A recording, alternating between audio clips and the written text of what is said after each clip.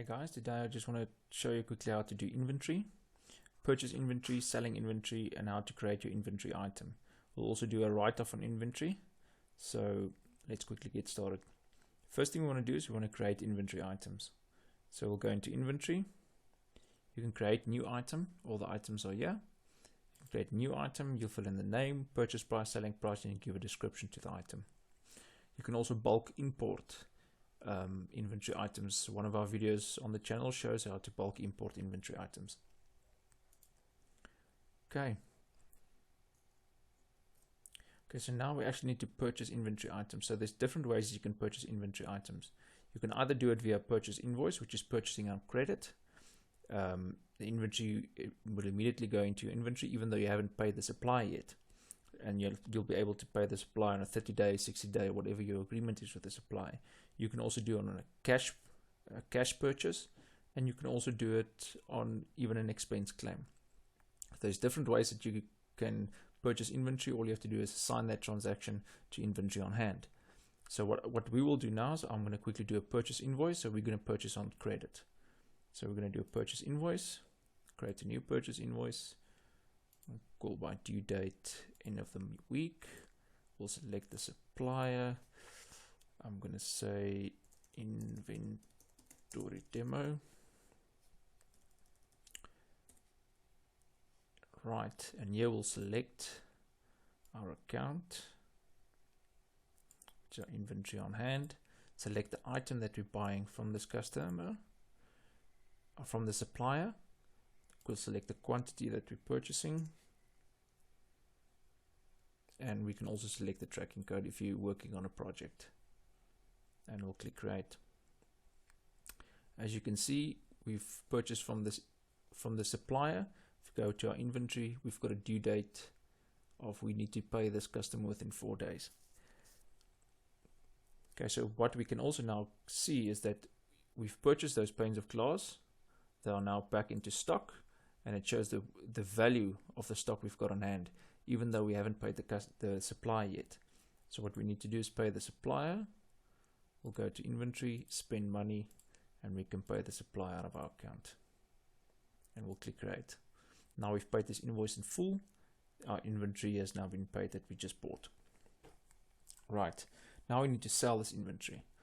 What we'll do is a customer comes in and buys the inventory. We can go to our sales invoice, create a new sales invoice. We select our customer, inventory sale.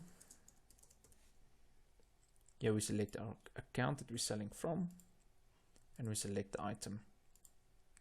You can select the quantity the customer is buying, and we click create. Here we can see we've invoiced the customer.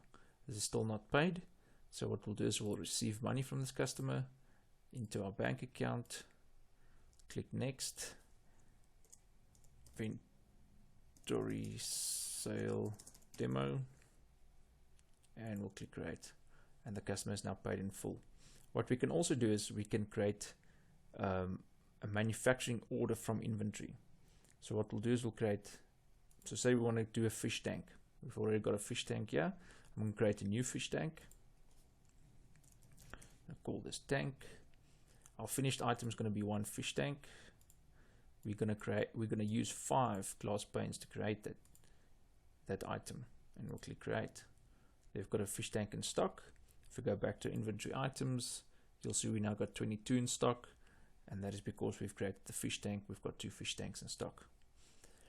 So we've got a situation where actually some of the glass panes that we ordered were broken. We can write that off. Let's go to description, damaged. Select the inventory that was damaged. 2 glass panes was damaged. I'm going to put this to expense account.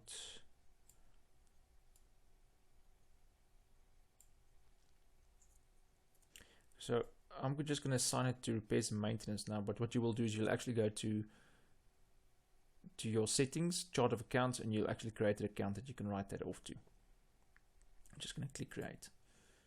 Right, if we go to our inventory, we'll see we now have 22 has been written off.